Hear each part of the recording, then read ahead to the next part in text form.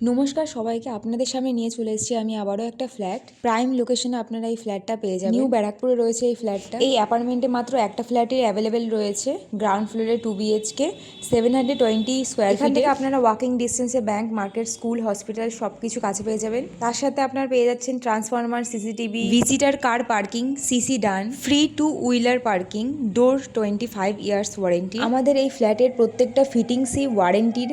এখানকার পরিবেশ খুব শান্ত।